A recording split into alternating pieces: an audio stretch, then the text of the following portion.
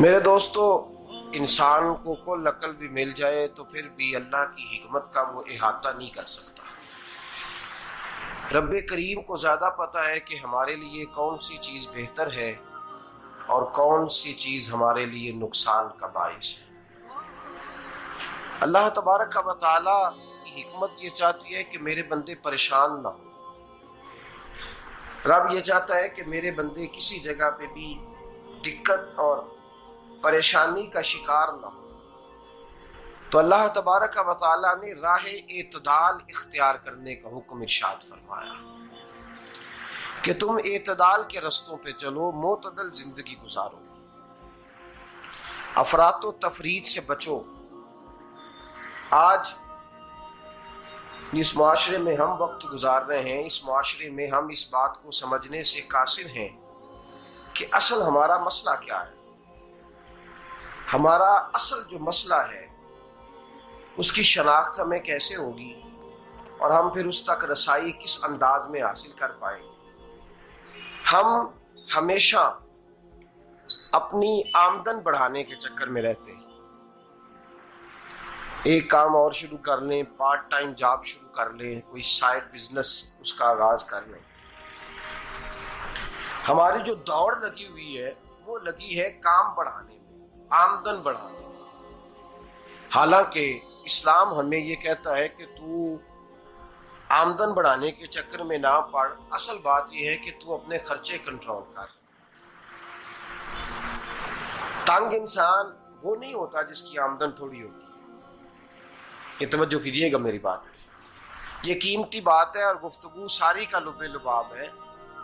तंग बंदा वो नहीं होता जिसकी आमदन थोड़ी होती है, असल परेशान वो होता है जिसके खर्चे ज्यादा होते हैं।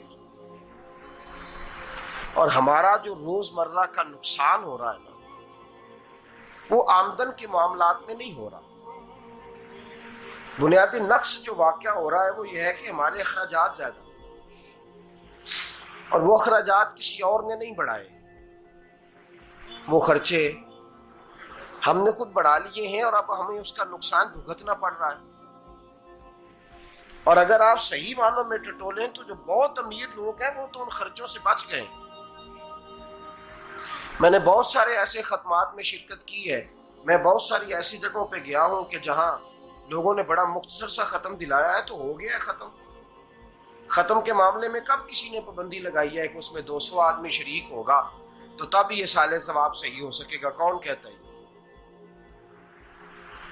या शादी के मौके पर अगर सारे बहन भाइयों को न बुलाया गया तो मेरी शादी पाया तकमील तक नहीं पहुंचेगी, इसमें बरकत नहीं होगी। ये किसने फतवा दिया है? मोतदल जिंदगी का इस्लाम हुक्म देता है। मैं पढ़ रहा था कि एक बहुत बड़ा सदर है, गालिबन सूडान के सदर की बात हो रही थी, तो अपने बेटे की बारात लेके गया तो 4 लोग गए हैं बारात, और 15 लोगों का उसने एहतमाम किया अपने घर में खाना खाने का। तो क्या शादी हो गई कि रुक गई? तो भाई राग अलापना इस बात का कि बड़ी परेशानी है, कोई साइड बिजनेस शुरू किया जाए फलान जगह फलान जगह फलान जगह। तो असल मामला ये है कि पहले एक बंदा कमाता है तो फिर भी घर ही चलता है, फिर बड़ा बेटा साथ शामिल होता है तो फिर भी घर ही चलता है, फिर मंझला बेटा शामिल होता है तो फिर भी घर ही चलता है।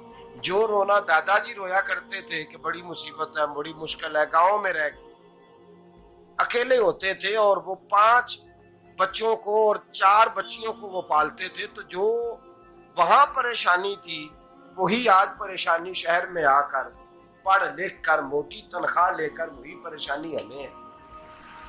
तो मैं जिस नतीजे पे पहुंचा हूं इसको पढ़ के, कुरान मजीद की चंद आयात को देखकर और इस मफहूम की जो हदीसें कुतुब हदीस में पाई जाती हैं और हमारे बुजुर्गों ने हमें जो मिजाज इस हवाले से दिया है, मैं इस नतीजे पे पहुंचा हूं कि मसला आमदन का नहीं, मसला खर्चे का। हमारे खर्चे बुनियादी तौर पर ज्यादा, और अगर फिर हम ज्यादा बोझ खवातीन पे डालते हैं कि वो मुतालबे ज्यादा करती हैं। और अगर आप मुझसे पूछें तो खवातीन की भी अगर किसी जगह कोई आदत खराब होती है तो उसमें असल किरदार उसका होता है जो वो आदत खराब तो क्यों अपने गले से उतार के आप किसी के गले में बात डालने के चक्कर में हैं? वो खवातीन की तबीयत नहीं ऐसी है। असल बात यह है कि हमने आदत डाली है, हमने ये मिजाज उनको दिया है तो उनका बना है, न कैसे बन सकता।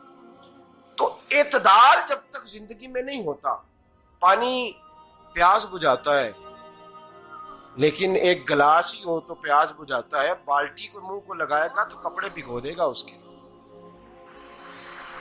हालांकि पानी बुरी चीज का नाम नेमत है ना, बहुत बड़ी अल्लाह की, लेकिन प्याले में ही अच्छा लगता है। कोई मटका मुंह को लगाएगा तो तांग होगा, प्याला ही बेहतर है उसके लिए। तो मेरे दोस्त, मटके से भी बाज़ौक़ात काम चल जाता है, लेकिन अगर कोई कहे नहीं मुझे दरिया ही चाहिए तो उसका तो घर बह जाएगा, सारा घर बह जाएगा उसका। हमें दरिया काबू करने का मूड बनाया हुआ है तो इससे घर बहा करते हैं, इससे घर बना नहीं करते। घर प्याले से पानी पीने से बनता है।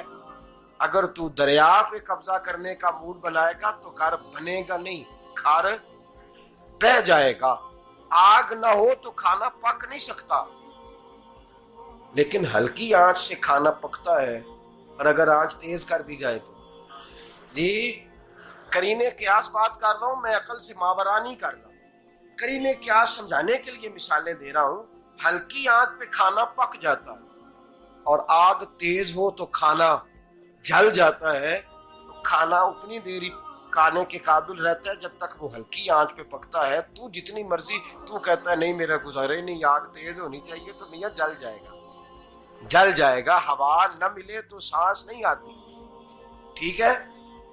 ऑक्सीजन ना हो तो सांस, हवा ना चले तो गुजारा नहीं होता। लेकिन अगर तेज जले ना, अगर तेज जले तो तेज चले तो आंधी और तूफान बन जाए तो छतें गिरा देती है, जाने ले लेती है। हम हैं तूफान के चक्कर में, हम हैं दरिया के चक्कर में, हम हैं बड़े नाव के चक्कर में। तो मियां हल्की आंच ही अच्छी है, याद रख। और एक गिलास पानी का एतदाल से मिलता रहे तो वही मिलता रहे, जरूरत के वक्त वही बेहतर है। तू पूरे दरिया पे कब्जा करने का प्रोग्राम ना बना, तांग हो जाएगा। और मेरे अजीज याद रख, हवा सांस लेने के मुताबिक मिले तो वो ये अच्छी है, जो सांस बंद करने पे आ जाए वो हवा अच्छी। हमने चक्कर चला लिया है कि ज्यादा पैसा, रातों रात पैसा, लंबा पैसा, ये प्लाट भी मेरा, वो प्लाट भी मेरा, गुजरांवाला भी, गुजरात भी, लाला मूसा खाड़ी और पिंडी तक जहां मैं जाऊं मेरे नाम की तख्तियां लगी हुई होनी चाहिए। इस्लाम मना